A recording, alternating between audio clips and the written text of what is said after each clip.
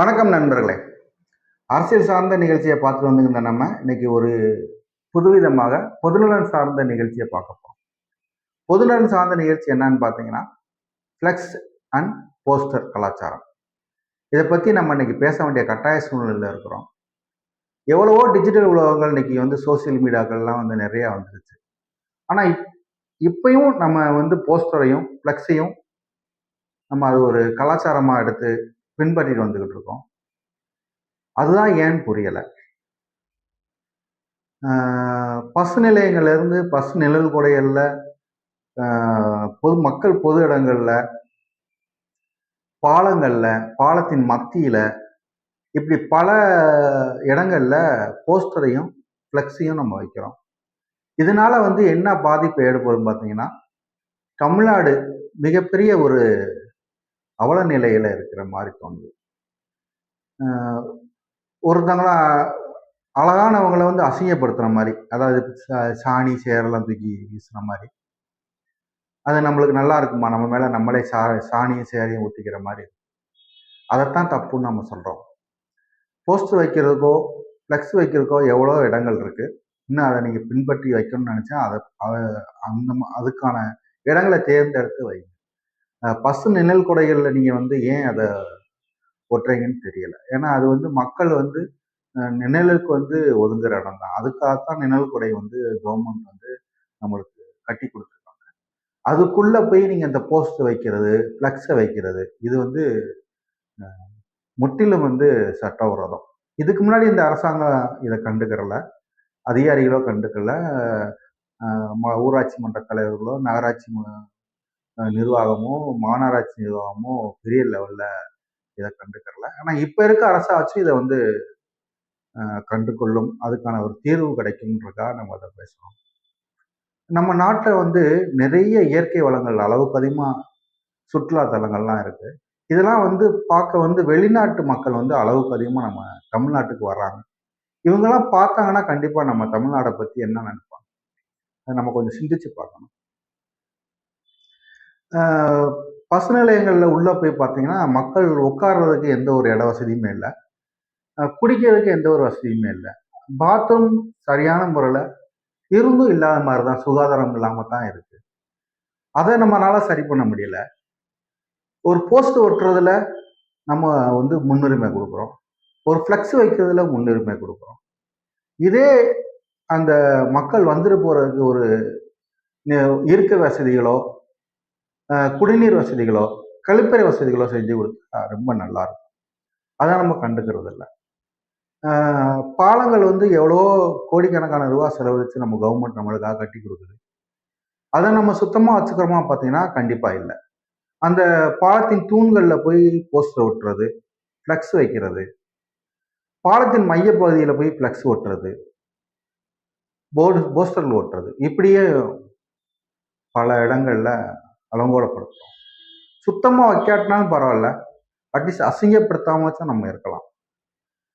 கல்யாண நிகழ்ச்சியிலேருந்து காதுகுத்து நிகழ்ச்சி வரைக்கும் ஃப்ளெக்ஸ் வைக்கிறது, போர்டு வைக்கிறதுன்னு பார்த்தீங்கன்னா அளவுக்கு அதிகமாக இப்போ கொஞ்சம் கூடியிருக்கோ அப்படின்ற மாதிரி ஒரு மன வேதனை. இதெல்லாம் அவங்க வைக்கிறத தப்புன்னு நம்ம சொல்ல மாட்டோம், அது அவங்களுடைய உரிமை. ஆனால் அதை மக்களுக்கு இடையூறு இல்லாமல் அந்த போஸ்டர் ஒட்டுறதும் ஃப்ளெக்ஸ் வைக்கிறதும் இருந்தால் ரொம்ப நல்லா இருக்கும். எந்த ஒரு நிழல் குடையும் பார்த்தீங்கன்னா தமிழ்நாடு முழுவதும் நாங்களும் நிறைய இடத்துல போயிட்டோம்.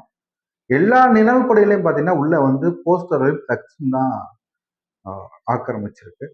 அது உள்ள சில நிழல் குடைகளை பார்த்தீங்கன்னா அங்கேயே உட்காந்து தண்ணி அடிச்சிருக்காங்க, அங்கேயே பாத்ரூம் 1க்கு 2க்கு அங்கேயே போயிருக்காங்க. அதுவுமே அவலமான நிலையில தான் இருக்கு.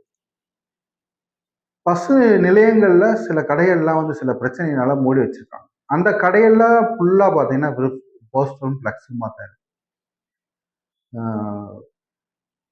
இப்பதான் தமிழ்நாடு முழுவதும் நிறையா பசு நிலையங்கள் எடுத்து ரீஒர்க் பண்ணாங்க. அதுக்குள்ளேயும் பார்த்தீங்கன்னா அதில் அவ்வளவுக்கு அளவு ஃப்ளெக்ஸு, பவுனர் இதெல்லாம் வைக்கிறதுல அவங்களுக்கு என்ன பெருமைன்றது எங்களுக்கு தெரியல. இன்னைக்கு ஒரு நிகழ்ச்சியை கடல் அப்பாருக்கு கொண்டு போய் சேர்க்கணும்னா எவ்வளோ சோசியல் மீடியாக்கள் இருக்குது, இலவசமாக தான் அதெல்லாம் கொண்டு போய் சேர்க்குறாங்க. இலவசமா கொண்டு போய் உங்களுடைய நிகழ்ச்சியை கொண்டு போய் சேர்க்குறாங்க. உங்களுடைய கலாச்சாரத்த கொண்டு போய் சேர்க்குறாங்க. உங்களுடைய இத கொண்டு போய் சேர்க்குறாங்கன்னா, நீங்க அத இலவசமா இருக்கும்போது அத நீங்க பயன்படுத்திக்கலாமே. என்னத்துக்கு தேவையில்லாம இந்த செலவழிச்சு, இந்த ஃப்ளக்ஸ் வைக்கிறது, போஸ்டர் ஒட்டுறது, இத வந்து நம்மளே நம்மள அசிங்கப்படுத்திக்கிற மாரி. சில இடங்கள்லாம் பார்த்தீங்கன்னா, ஒரு ஊருக்கு நம்ம போவோம். அந்த ஊருக்கு போற இடத்துல பார்த்தீங்கன்னா, ஒரு போர்டு இருக்கும். அந்த அந்த போர்டுல என்ன இருக்கும்னா, அந்த ஊருடைய பேர் அந்த போர்டுல இருக்கும். அந்த போர்டுலயும் பார்த்தீங்கன்னா, அந்த போஸ்டர் தான் ஒட்டுறாங்க.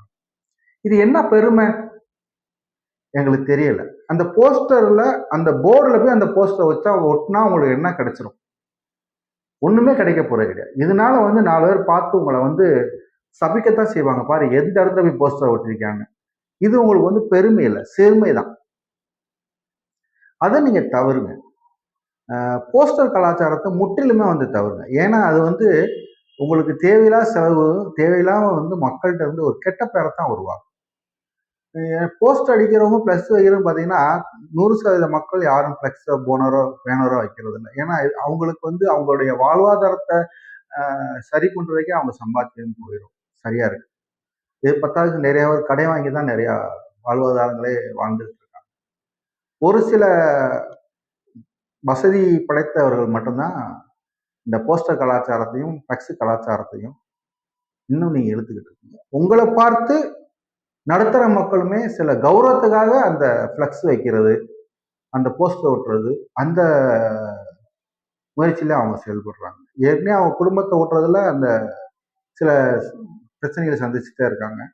இந்த ஃப்ளெக்ஸ் வைக்கிறதுலயும், போர்டு போஸ்டர் ஒட்டுறதுலயும் எக்ஸ்ட்ரா அவங்களுடைய இன்கம் தான் செலவழிக்கிற மாதிரி. இதனால வந்து மக்களுக்கு வந்து ஒரு பொருளாதார இழப்பு மட்டும்தான் ஏற்படுமே தவிர, எந்த ஒரு உற்சாகத்தையும் தரப்போறது கிடையாது. போஸ்டர் ஒட்டுனீங்கன்னா, அது கொஞ்ச நாளைக்கு அந்த ஒட்டுற வரைக்கும் உங்களுக்கு சந்தோஷம் இருக்கும்.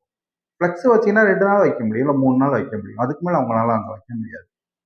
ஆனா அப்படி இருக்க சூழ்நிலை அதுக்கு ஏன் முக்கியத்துவம் குடுக்குறீங்க? நம்ம நாடு வந்து முன்னேறணும்னா கிளீன் சிட்டி.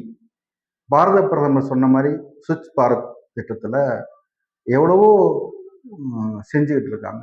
அதுக்கு எவ்வளவோ ஃபண்டும் ஒதுக்கிட்டு இருக்காங்க. அந்த ஃபண்ட் எடுத்து நம்ம நெறையா பயன்படுத்தினாலே நம்ம தமிழ்நாடு சுத்தமாயிரும். விடுபடுவோம் ஃப்ளெக்ஸ் அண்ட் பேனர் கலாச்சாரத்திலிருந்து. தமிழ்நாட்டை காப்பாற்றுவோம்.